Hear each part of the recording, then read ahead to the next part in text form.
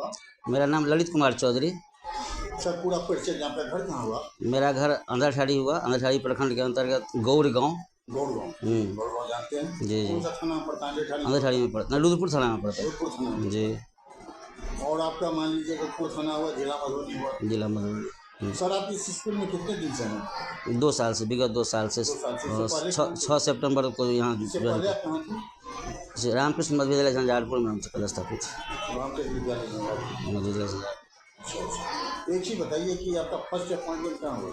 मेरा first appointment प्राथमिक विद्यालय नवनगर पूरब में हुआ था। ये इसका मतलब तीसरा स्कूल है, नहीं चौथा है? उसके बाद आप ये कहाँ आए? ये इस दरमियान हम विभिन्न स्कूल में गए। फर्स्ट बार मेरा प्रोन्नति के साथ जो ट्रांसफ़र हुआ था वह मध्य विद्यालय महिलाम में, मेला हुआ था। फिर संशोधित करके मध्य विद्यालय महरेल किया गया। जी। पुनः हम लोगों का जब स्नातक प्रशिक्षण का जो माँ दिया गया था वो कैंसिल हो गया, फिर हम लोग वापस आ गए नवनगर पूरब में। जी। उसके बाद मेरा पदस्थापन मध्य विद्यालय रामकृष्ण में किया गया, स्नातक प्रशिक्षित वेतनमान के पद पे। जी।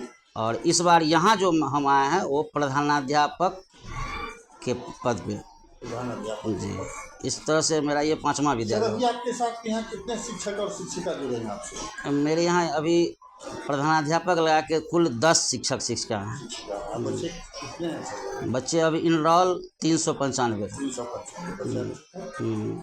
सर एक चीज़ आप बता दें कि पहले यहाँ इस विभाग में के पाठक साहब थे, उस टाइम में हम बहुत इंटरव्यू लिए हैं, आप खोल के देखिएगा।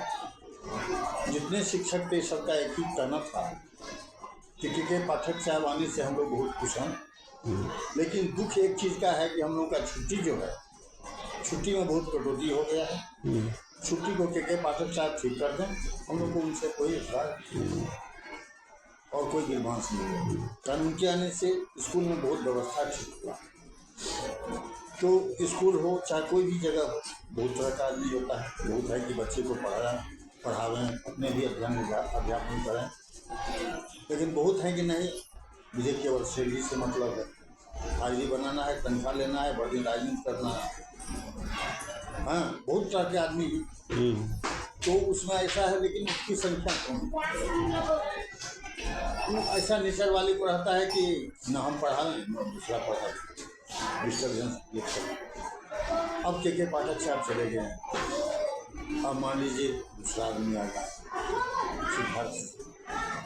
तो सर क्या परिवर्तन देख रहे हैं अभी के पाठक साहब जाने के? अभी क्या परिवर्तन हो गया? जैसे अब ट्रांसफ़र वाला भी कमेटी बन गई है, या मान लीजिए नाना तरह का स्कूल का टाइमिंग चेंज हो गया है, अब लोगों का छुट्टी में परिवर्तन हुआ है, तो क्या आप देख रहे हैं कि कुछ? देखिए, जब के पाठक शुरू में आए थे तो हम लोग भी उनके व्यवहार से काफ़ी रुष्ट थे, लेकिन हम या हमारे विद्यालय के शिक्षक बाद में धीरे धीरे बड़ी खुश हुए कि जो शिक्षक का एक सबसे बड़ा रहता है कि समय से सैलरी मिल जाना। और जब से के पाठक आए तब से समय से सैलरी मिलने लगा। विद्यालय जब आने जाने की बात है तो यहाँ पहले से ही सिस्टम ऐसा बना हुआ है कि प्राय एकाध शिक्षक कभी ऐसा लेट हो गए, नहीं तो विद्यालय समय से खुलना और समय से बंद होना ये पहले से ही यहाँ है। इसलिए बहुत हम लोगों को इस विद्यालय में किसी को परेशानी नहीं हुई। कुछ परेशानियाँ थी कि पाठक साहब जो हमारे एसीएस थे वो कुछ अव्यवहारिक फैसले लिया करते थे, जैसे कि रक्षाबंधन में नहीं छुट्टी देना, तीज और जितिया या चौरचन जो महत्वपूर्ण पर्व है हम लोगों का, उसमें हम लोग को छुट्टी नहीं मिल पाती थी। और जो जिसका हम उपयोग में नहीं लाते हैं, बहुत सारे धर्म से जुड़े हुए पर्व हैं, ठीक है, वो भी पर्व जरूरी है, उनके बारे में जानने के लिए वो भी छुट्टी हम लोग देना विद्यालय के लिए ज़रूरी है। लेकिन जब अपना पर्व हम विद्यालय में मनाते हैं तो दूसरे धर्म के पर्व को घर पे मनाने से कोई फ़ायदा नहीं होने वाला रहता था। ये अव्यवहारिक कदम हम लोगों को चुभता था। रही बात, अब वो चूँकि चले गए हैं उस पर टीका टिप्पणी करना उचित नहीं है। अब हमारे एस सिद्धार्थ साहब आए हुए हैं, ये इनका इंटरव्यू हम 2 दिन पहले इंटरव्यू सुने हैं। जी। और जिस तरह से ये विद्यालय के पदस्थापन में, ट्रांसफर में और अवकाश तालिका पर में माने विचार करने के लिए कमेटी बिठाए हैं, लगता है कि ये पॉजिटिव सोच के आदमी हैं और ये सहानुभूति पूर्वक विचार करेंगे। सबसे बड़ी बात है कि आप प्रताड़ित करके नहीं पढ़ा सकते हैं, प्रताड़ित करने की मंशा नहीं दिखती है। अब जो सीएस साहब हैं, एसीएस साहब हैं, इनका जो मंशा दिखता है सो प्रताड़ित करने की नहीं है। और हम लोगों का काम तो पढ़ाना ही है। बिल्कुल सर, निश्चित रूप से मुझे इसमें कोई आपत्ति नहीं है। पढ़ाना है, बच्चे को पढ़ाना है, कोई और आगे जो अभी जो एसीएस साहब जो निर्णय लेने की बात कर रहे हैं, जो हम इस पर में जैसे महिला के लिए पदस्थापन में हम छूट देंगे या उस पर सहानुभूति पूर्वक विचार करेंगे, या विकलांग के लिए, या जो पति पत्नी माने एक पेशा में है, शिक्षक हैं, तो उसके लिए भी अब क्या विचार करेंगे तो वो तो बाद की बात है। 11 तारीख को इस कमेटी की बैठक होने वाली है, यानी आज बैठक होने वाली है और 2 सप्ताह का उनको समय है। कुल समय 2 सप्ताह या 3 सप्ताह में रिपोर्ट देना है। उसके बाद वो एसीएस और शिक्षा मंत्री मिल के बैठ के डिसीजन लेंगे। तो ये दिखता है जो इनका सोच सकारात्मक है। तो हम लोग भी सरकार के सकारात्मक सोच के साथ हैं, कोई दिक्कत नहीं है।